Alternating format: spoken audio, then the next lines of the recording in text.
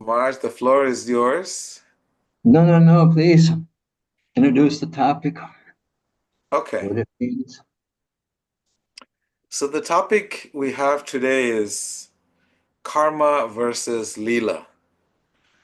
And I know that some of you know what it means and some of you may not know what it means, but it's a it's an interesting concept because you'll hear this word very commonly used, Lila, which means a pastime. And it's something quite divine actually, but it's very loosely used as, someone doing something, we just say, oh, that's just his Leela. He screws up, we just say, oh, that's just his Leela. And everything, you know, uh, whatever actions they do, right or wrong, they use this word Leela uh, to, what's the word? To make it Explain seem it. like it's okay, it's cool. So that's why we wanted to discuss this, the difference between karma and Leela, so that you understand what is karma and what is Leela, so that we can properly use that word and have a little deeper understanding of it. So we'll cover karma first. Marge, you want to run with it? Should I run with it? I just want to see, if I may, how Yes. many in this group use the word Leela when they do something that may be nice or funny or off the table. Because when I read the topic, I told Vedaji that it was like, how are you going to put the two together? And then he explained to me, so many people use this word Leela. Oh, it's my Lila. I mean, we've heard that before in the different sampradayas, which means lineage, where people that don't actually follow Vedic principles to just brush it off as Lila. In other words, I'm smoking cigarettes. Well, that's just my Lila. Rather than that's my anartha. That's the thing that I don't want to do. I mean, if you want to smoke cigarettes, that's okay. But don't say it's Lila. Don't say it's a spiritual activity because Lila is a very, it means pastimes.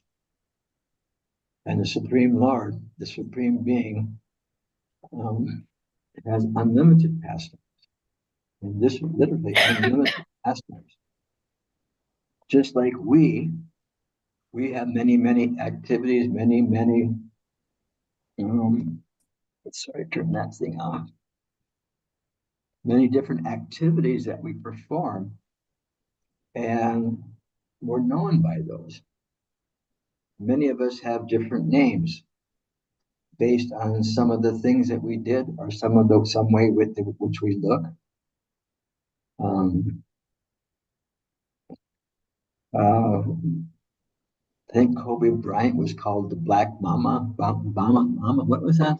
Some kind of like snake or something like that was his nickname because he was very powerful on the basketball court.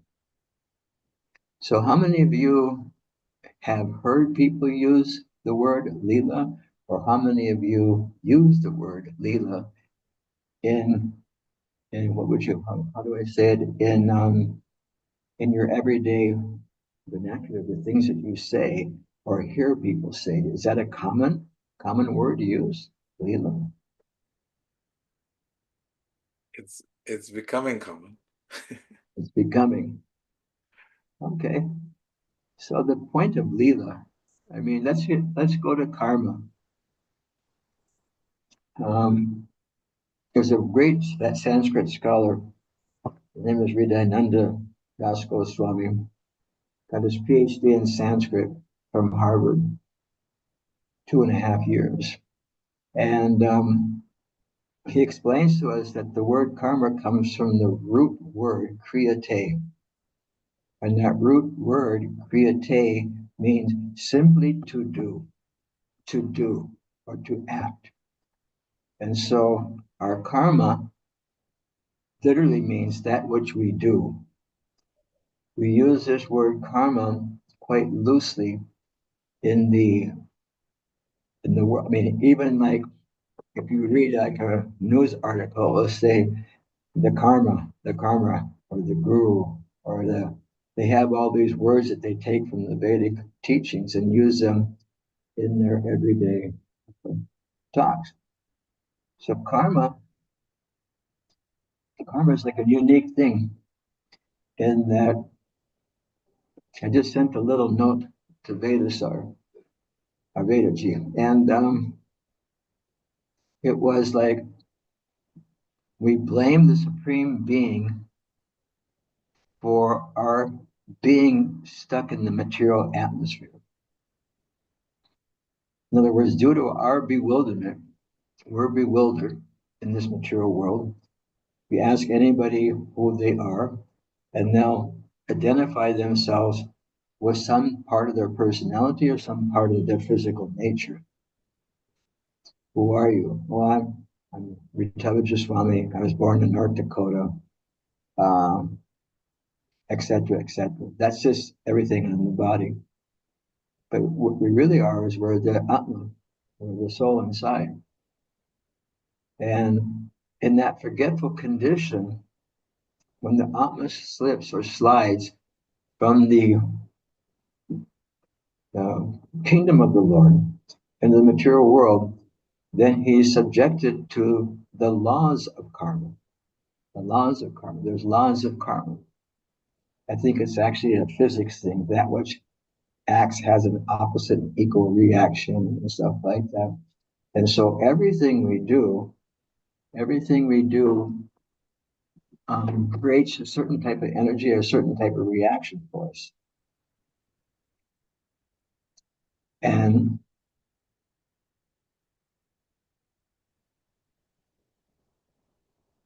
the depth of, I mean, I'll just give you an example. One time it happened to me like 25 years ago. I was managing a place called Krishna House in Gainesville, Florida. We distribute 1,000 or 2,000 plates of vegetarian food, prasadam, on the campus. And I walked in my office one day and I saw this envelope sticking out from the phone book. Anybody here ever see a phone book besides me? I'm 72 years old. People don't, I guess the gens, they don't know what phone books are.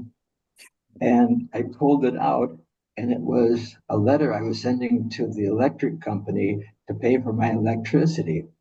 And I opened it up to see how long I'd been there, and it was literally due that day. This is like 3 o'clock in the afternoon. So I just jumped in my car, went down to the electrical building, stood in line, and paid it. And I walked out, and Florida is famous for thunderstorms in the middle of the summer. Big, heavy wind and rain comes down, and hail. And so there's about 10 of us underneath the awning of the electric building. And all of a sudden, this big lightning bolt came down, hit the bottom of an old oak tree. The oak tree falls over right when a car is going underneath it, and the oak tree crushes the car and kills the guy. And then there was this one old hippie guy that was in the group because we all ran over him. He just goes, bad karma, bad karma. And that's how we use it. We don't use it in the sense that this is a reaction from his previous actions. We just use it as a word that means karma, just literally that way. We just freely use it. Anybody here ever experience something that happened to you that you don't want to take, you don't want to own? Yeah, understand? There's so many things that we do on a daily basis. And so anytime we make a mistake or somehow or other something happens, we like to, what would you say, pawn it off to something else other than ourselves, our negligence, or our lack of attention.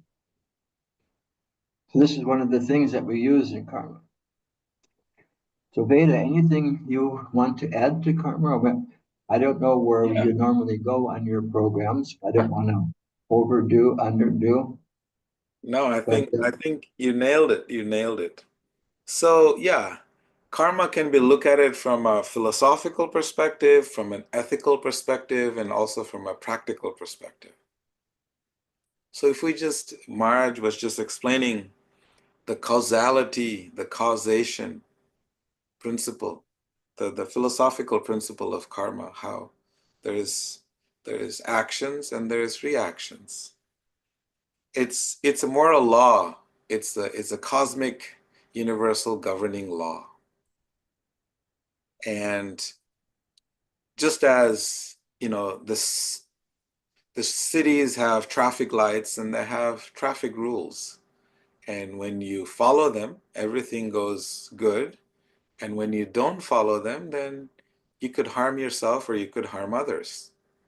So those rules are there for the sake of uh, for the sake of peace and harmony in society.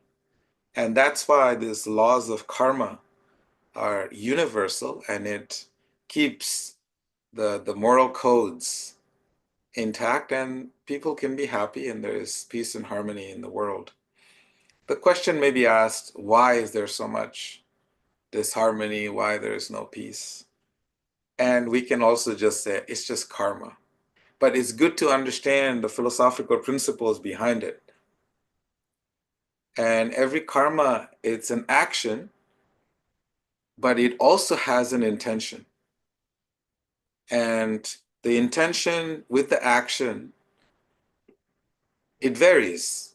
The karma can be deeper, karma can be not so consequential. For example, premeditated murder versus murder get different kinds of punishment because someone has contemplated and meticulously executed an action. And then there is action that is an action that was kind of hit of the moment. So, but in principle, karma is the understanding the principle of free will, that we all have independent choices that we can make. And based on those choices, our working faculties, that means our bodies, our working senses, will then go and act into this world. And then as soon as we act, then there is the cycle of karma that begins. I use say karma meaning a cycle of reaction. Are you using it as reaction? Using the word karma as reaction? Action and reaction, yes. Yeah. So it's very interesting because I often think how it's so complex. These universal laws are so complex because karma has many different categories. So we're just focusing on just on the principle of karma and how uh, it's only activated when we're operating from the platform of ego. Karma does not exist when there is no ego. So that means in our spiritual paths, when we can elevate our consciousness to the point of operating beyond the false ego, beyond the false narrative, then we're operating on a divine, uh, divine plane. And at that junction, karma ceases to exist. Just like if you're traveling in the streets of Atlanta, you're following the traffic rules. But the minute you get on an airplane that's above the ground, the rules are no longer applicable. So karma works like that. It's only activated when our ego is at play. Marge, you want to add anything to that? Sure. I like the idea when you went into independence because there's always a question, is there, how come the light? Free will. Um, there it goes. Um, when it comes to free will and predestination, what do? Are we predestined to have something happen to us? Or do we just have any free will? Or how does it all work?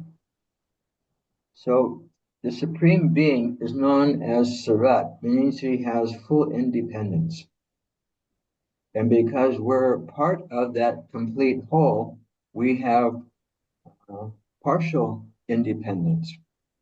And it's how we utilize that independence, like Vedaji was saying, if we utilize that independence to further our spiritual growth, then that independence is being used in a proper way.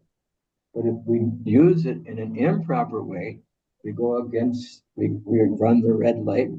She was giving the analogy of driving. We run the red light, and then we have to pay the price. And a lot of times we'll see that most people don't like to take responsibility for the things that happen to them in a certain degree. And they want to blame it on something else. And sometimes people will say, oh, God, why did you do this to me? What did I do wrong? What did I do wrong?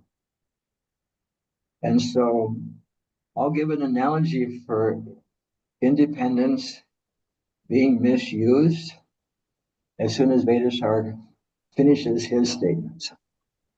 Okay. It's quite funny, actually, humorous. So why don't you share the story first? Or should I finish the next thought? But it goes back to the idea that even we have independence and we misuse it and we blame it on the supreme being. Mm. We blame it on the supreme being, maybe even the supreme being creating these material laws. Um, so I'm going to say that Vedaji opened Vedaji's golden jewelry shop.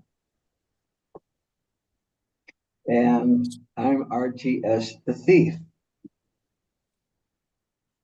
And so as I see Vedaji building his jewelry shop, I think this guy's not that smart. I'm going to be able to go in there and rob it. I'm going to be able to steal that place. I'm going to rob it blind. And he gets his business going and everything goes along. So one day I go in there Hi, good. How are you? and Monoharini. Yes. Okay. And I say, give me all the golden jewels. I put them in a bag.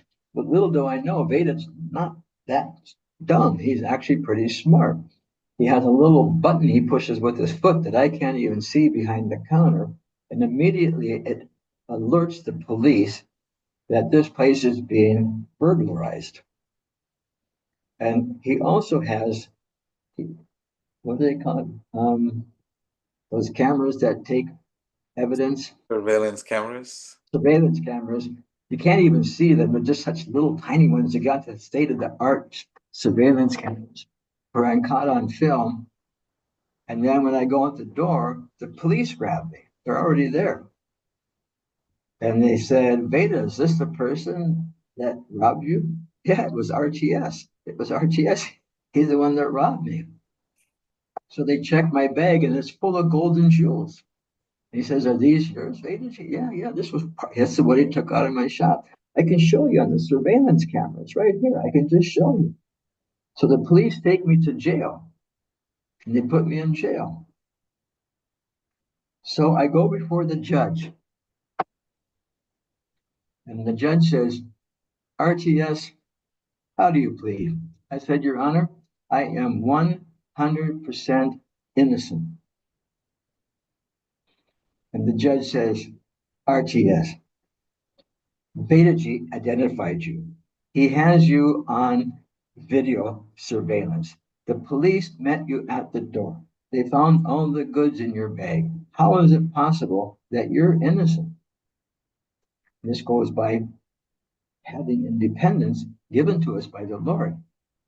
And I tell Vedaji, If he hadn't have opened that store, I would have never robbed him. It's actually Vedaji's problem. It's actually Vedaji's fault that he got robbed because he opened the store. It had nothing to do with me, Your Honor. And so that's like us misusing our independence and putting the blame on God for giving us the independence. So we want to utilize that independence in a proper way, not like in a criminal way, like I just described. RTS, the thief, and Vedaji, the golden jewelry shop. What do you think, Vedaji? I love it.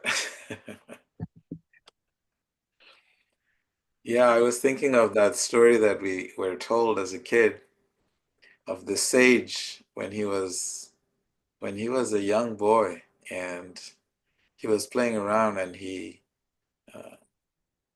was, you know, pulling the feathers and the legs away from the animal, from this little dragonfly, and put some stick on its body and basically Pierced him, right?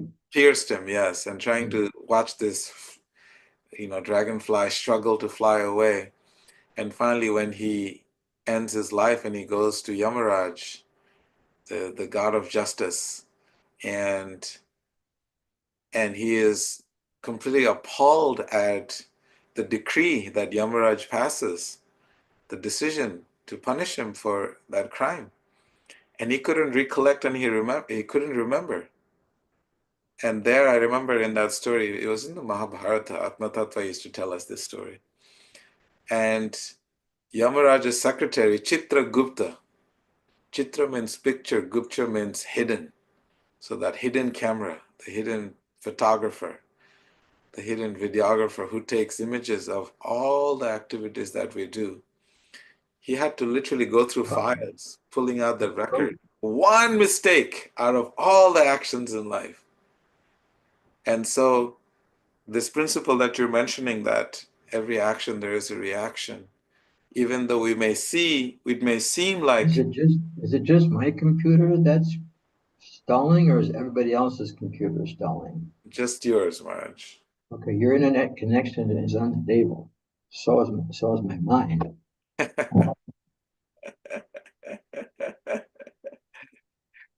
So I remember in that story that, Chitragupta, assistant of Yamaraj, had to pull out all the files and just no time pulls out that one mistake that this person had made and to pay the price.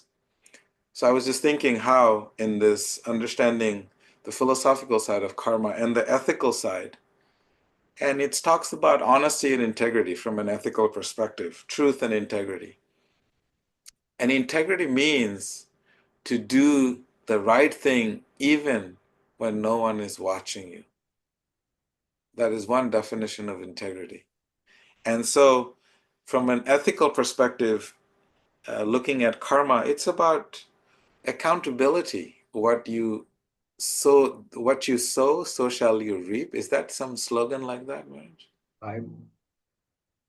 Yeah. So this whole principle of understanding karma from an ethical perspective, it's all about being truth and having a level of integrity for oneself and one's actions. And also in the ethical part of understanding of karma, they talk about practicing nonviolence, not harming others, and creating negative karma in our lives. And these are all done through self-discipline and somewhat uh, resisting oneself from the temptations of actions that could lead to uh, consequences that we may not really want, or reactions in our life that we may not want. But more on a practical perspective, Maharaj, how do we circumvent and deal with this karma? Like I was thinking, Krishna talks about detachment in Bhagavad Gita as one of the tools to be free from anxiety. Actions we do, but we remain detached from the outcome of the actions. These are like practical steps on how to deal with karma. and how just by being detached from the results of our actions, then that frees one from all anxiety, because anxiety is a creation uh, of uh, of hankerings, nasochati nakanksati, lamentations and hankerings, as Krishna says in the Bhagavad Gita to his friend Arjuna. So how would you say about practically addressing this whole principle of karma? I remember you were saying something, and I had a moment to think about it, and there's just like a child. If a child is innocent and a child walks into the room and the mother had been cooking on the stove and the stove is still hot, the child doesn't know not to touch it, but when it touches it, it still burns the child. So we may know or we may not know the laws that Vedaji was talking about, but if we commit something or we have a reaction coming, there's a sect in India, they're called Jains, Jains, I think. And when they walk, the strict ones, when they walk, they have a little broom in front, they broom and sweep in front of them so they won't walk on an insect. They wear a little mask so they won't breathe in any airborne viruses or whatever you want to call them. And they try to live a life of ahimsa. But it's impossible to live a full life of ahimsa. We can strive for it, but to hit the point of ahimsa, just like every time you blink your eyes, I used to teach teenage boys, and I showed them a video, Invisible World, and it went and with a microscope on the crest of the eye. On the crest of the eye, there's these little squiggly things. They look like little squiggly worms. And every time we blink our eyes, some of them are killed. Knowingly or unknowingly, we are creating reactions to our actions, which and this body is a result of our previous actions. It's a result of our previous action. It's just like, okay, here's another story. I would take the young men for like 15 years. I used to take them around America, 13,000 miles a year. And we go to all the festivals all over America, from the East Coast all the way to the West Coast. And one time I found some boys that they had candy bars. And I knew I had the money. So I knew they stole I had everybody's money locked up in the safe. And so I made them go back and give, face face face the store that they had pinched something, and the person appreciated that we came back and we paid for it. So then later on, we used to shop at Sam's Club. That's before, what's the new one? Costco? Yeah, before Costco. So we walk in and we got 25 teenage boys. You know how much food it takes to feed a teenage boy? I mean, it's like the cart load. And so we're going through the Sam's Club. We got all these carts full of different foodstuffs. And we get to we're walking towards the cashier. And I told the boys, just keep going. Don't stop. Don't stop. Maharaj, what are you talking about? I said, no, no, no, no, no. This is your philosophy. You can just walk out with anything. You don't have to pay for that.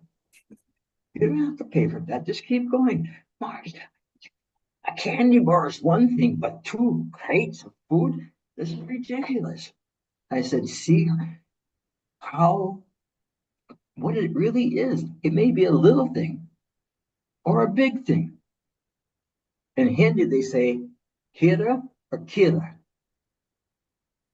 Oh. What is hira? Hira means, Kira means diamond, kira means cucumber. yeah.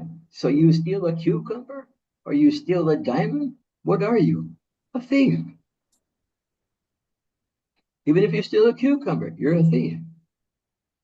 And if you steal a diamond, you're maybe a bigger thief, but they're both thieves. And so I taught the boys, you know, and this is something that I'd like to add on to because at the time we exit this body, when we exit this tabernacle, it's actually a temple where the Lord resides within the heart, along with us, the Atma. And when we go through life, there's it's like putting different things into a shopping cart. And when we end this journey in this particular vessel, there'll be, like Vedaji was saying, that there was a young boy did something and he was held responsible for it, even though he didn't do it. So every action we put into that cart is going to be rung up on the karma till, whatever you want to call it. And some people want to have more good actions to reduce the bad reactions that they have, which is good because you can nullify them, some of them, but you can't nullify all of them. And therefore, the ancient wisdom scriptures say that we use karma yoga. Karma yoga means, karma again means action, and yoga means connecting. And so we're connecting our actions to the Supreme Being. In other words, everything that we do, yet whatever we eat, whatever we give away, whatever austerities we perform, whatever we do that as an act of appreciation for the Supreme Lord, because without that Supreme Being facilitating us in the world, if we didn't have air, we'd suffocate. If we didn't have water, we'd die of thirst. So many things were being given. And that means there has to be a great sense of gratitude for that which we're receiving. And so this is the key, because one of the points Vedaji was making, how do you undo it? But the thing is, how do you make our lives karma free? And that is by utilizing whatever we're doing in the service of the Supreme Being. Because that Supreme Being is so generous and so gracious that if we are offering every one of our actions to Him, whatever residual karmic reactions are there, He absorbs Himself. He absorbs Himself. And therefore, we can call ourselves karma free. Beta G. I love that, Marge. I loved it. I'll just add one thing to this beautiful point that you made. Karma yoga, when we're working for the divine, it's so unique. If your action is right, your intention is wrong. The Supreme Lord actually accepts the action and rejects your ill intention. Now, if in your action is not working so well, but your intention is right, He will accept that intention. So that is the nature of the divine, that whatever we do, we must always act. Even if our intention is not so pure, we should always act and try to do the best, because only the best will be received from whatever we have to offer. So that's something very unique about karma yoga. Marge, we need to go a little bit now on the Lila because we have, let's see, we have 15 minutes. So I'll just briefly touch on Lila and I'll have Marge take over from there. Yeah, please touch on Lila because I can't figure out how people walk around. Beta, Beta G said, all the hippies say they're just doing Lila. I don't know how many hippies there's left. I think we're all aging out. I think we're being replaced by something that they think they're hippies, but didn't quite make the curve. So please, Beta G, enlighten me. Lila is passing time. And so something that is beyond time and space is Lila. Beyond time and space from the material understanding, from the three modes of material nature. For example, Lila are, we call it transcendental drama, transcendental enactment.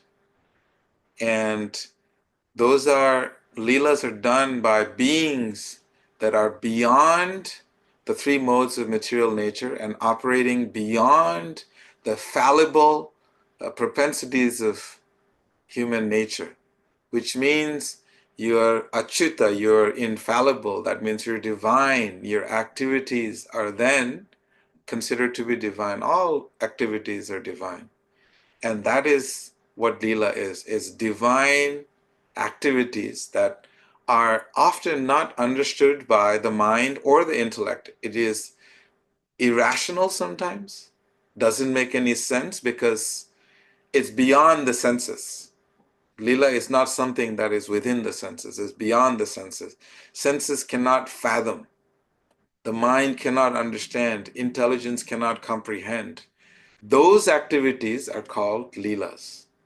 And those activities can be done by those who are operating from that level of spiritual consciousness.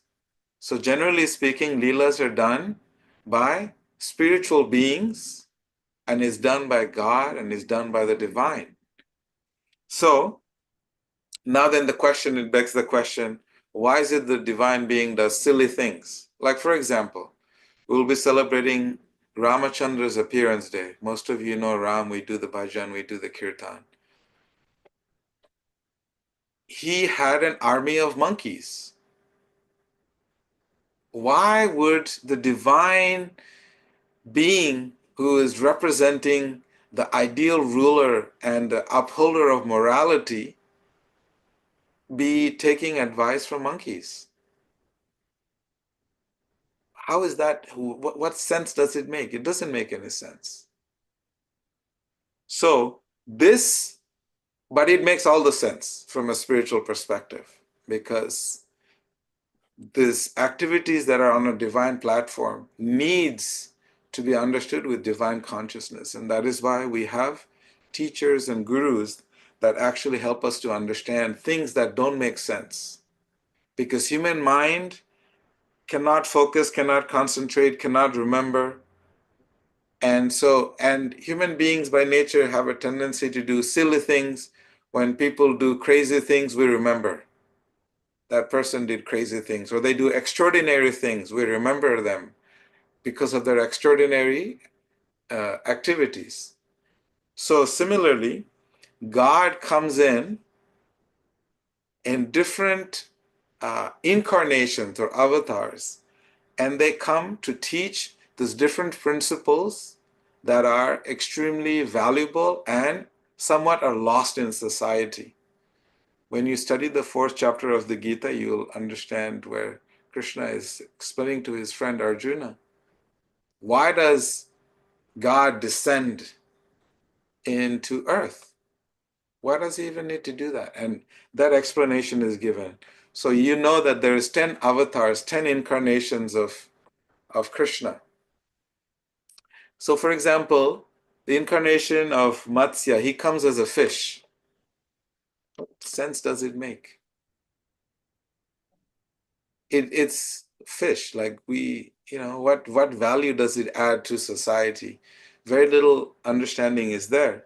But then when we study the depth of what is this incarnation, what is this Lila of the divine coming in the form of the fish, we see through the activities of this one fish, this divine fish, we understand the principle of preservation and guidance through knowledge.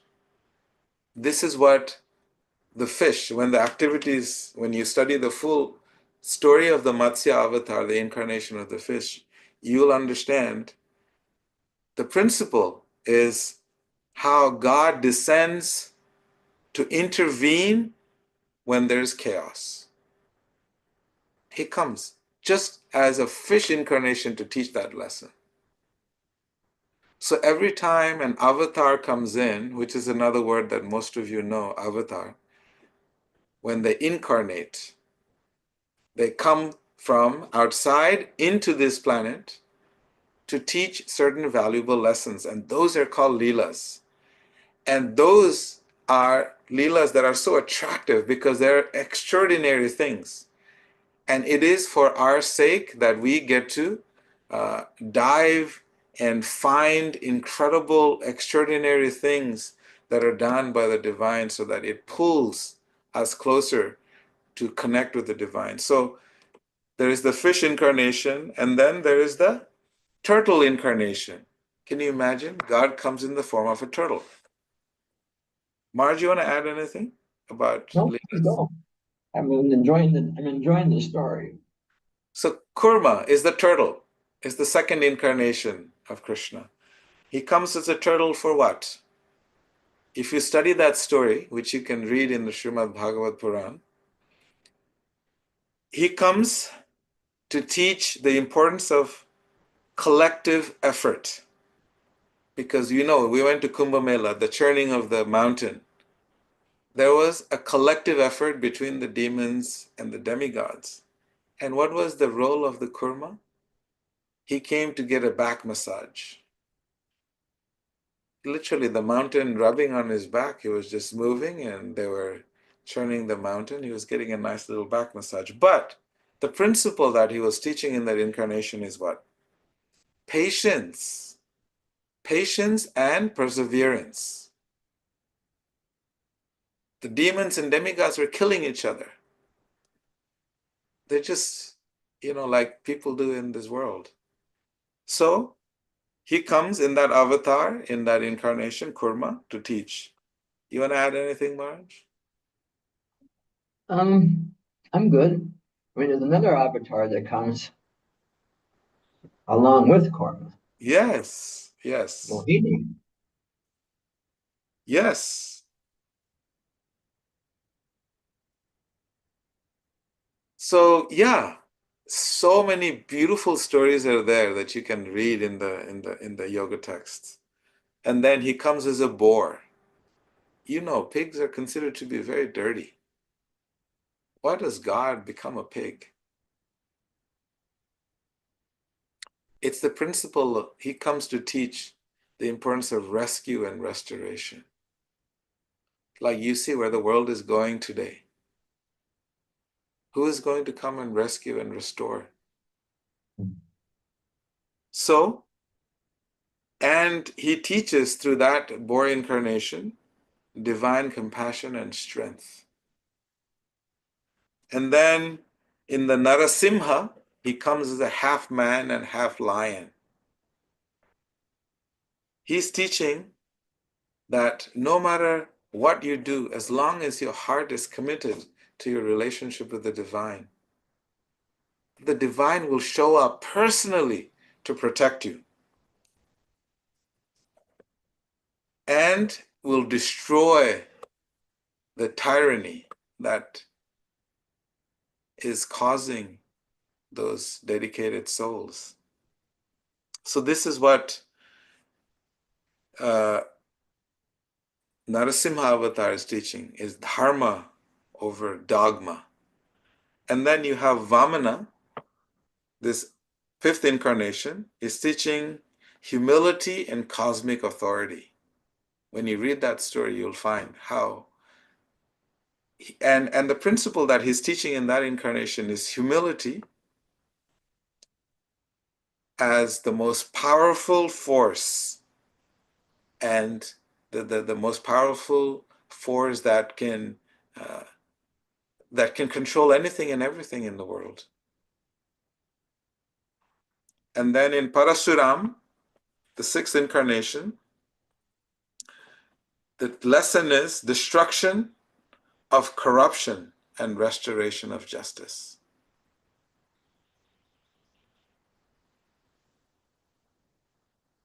So in that incarnation, in that avatar, we see that spirituality and warrior can coexist. People think that spirituality is just peace, peace, peace, peace. But war is also peace. And that principle you can learn from that avatar. So these are incarnations. And then you have Rama, who is his birthday today. He teaches righteousness and morality and ethics. And the principle to learn from there is leadership and integrity. And then we look at eighth incarnation is Krishna, and he represents divine love. Is the embodiment of transcendental, pure, eternal, unconditional spiritual love. And what does it teach? He teaches how to love. And that's why we go to Vrindavan every year. So we learn and experience what real spiritual love is. And the ninth is the incarnation of Buddha, which is teaching compassion and ahimsa. Principle is inner transformation. I'm just going through this quickly so that you understand what Lila and the principles behind it. And the 10th one for this Kali Yuga, Kalki avatar, yet to come, it comes for cosmic renewal and final justice. And the principle is hope and rebirth. So now you see, Leelas are divine actions. And when we spend time to immerse ourselves in these Leelas, like if you read and study Srimad Bhagavatam, which we will do together soon, we haven't decided the timeline or dates, you will understand the more you hear these Leelas and how they're so sweet, and they will actually start to soften up your heart and bring you those deep spiritual emotions and values that those Leelas come to teach. What we do is called karma, actions, and we're subjected to reactions. When the divine comes, there's no subject, there is no laws. Krishna comes to Vrindavan, love. He makes all the divine, makes all the rules, the universal laws, but he comes to Vrindavan to break all the rules. That is what Krishna avatar is. Because love, transcendental love, supersedes, bhakti supersedes all rules and regulations. So there's no rules. He breaks all the rules. And that's why Krishna's pastimes are so sweet, because all the rules are broken. Maharaj, you want to add something, please? Add something, please. There's a nice word, Atmamaya, in that fourth chapter you were talking about. Why Krishna descends. And he says that although I don't need to do this, I do it whenever there's a necessity. And that necessity is out of Atmamaya, out of his free love, his love for every living entity in this world. And so that, like Vedaji was speaking, we are loved by the Supreme Being in as much as we're meant to love him. And so if we break the connection, then it's incumbent upon us to reconnect that connection. And that is through the process of sadhana bhakti, which will actually just, you can feel it just open up the heart. You just feel it open up the heart. Okay? Maharaj, thank you. I know I rushed through the 10 avatars and the principles, and I got a note that I was rushing through it. I was just trying to give you a little glimpse on what is there in store for you if you can get your hands on the Srimad Bhagavatam. If you don't have one, you can just message in the group or message Nitai, and we can arrange for one to be shipped to you. And you'll actually get to study this Leelas. What is a Leela? And why is it so sweet? Why is it that everyone is hankering over it? And when you start to read it, you will become intoxicated. And it's so beautiful because it is the greatest intoxication. Although we don't encourage intoxication, this is like spiritual intoxication. So, in conclusion, any concluding words, Maharaj? I'm happy to be here with everybody. appreciate your attending and allowing me to have your association. Association is the key to anything, especially for those who are seeking spiritual knowledge. We need association with those who are seeking spiritual knowledge. If you're doing business, you associate with the business bureau. So we have this process, Bhakti Yoga. And what's the name of your name of your Heartspace? Zoom is Heartspace. Yeah. So we need to have these heart spaces so that we can come together and open the heart. Because this age, like Veda was saying, this age of Kali, it crushes the heart. So we need to open it up. And that opening is there. That opening is there when we take care. Okay, Veda? Thank you so much, Maharaj. And thank you all for joining us today. It is such an honor to be with all of you every Saturday. Please make it your sadhana to join us every Saturday, and let's douse ourselves with spiritual knowledge and what the yoga texts have to offer. And sages like RTS, he's hanging out in Vrindavan while we're here in the material world. I'm in the spiritual world right now. I'm Yes. Govardhan Eco Village. Oh, you're in Govardhan Eco Village. Oh, I thought you were in Yeah. Vrindavan. All the path home. Durga, Hare Krishna, Hare Krishna. I can see Durga there. It's this nice sunny day there. It's a nice sunny day there. Wow. Anybody else that I know here, Veda? You may know Amelie, you may know Brittany. I'm not sure. You met quite a few people. Oh, you know Yeah, Bhargavi, you know Narda, you know Devi. Yeah, you know quite a few of the okay. people, Maharaj. Okay. Well, we'll see you next winter in Vrindavan. Yes. We always say, Radhe Radhe, Krishna Krishna, Radhe Radhe, Sham Sham. Let's all get together in Sri Vrindavan Dham. That's our mantra. Perfect. Jai Okay. Thank you so Vrindavan. much. I'm gonna sign out. We are all signing out. Thank you all for joining us. Namaste, everyone. Thank you, Maharaj. Krishna Radhe Krishna, Radhe. Radhe Radhe, Sham Sham.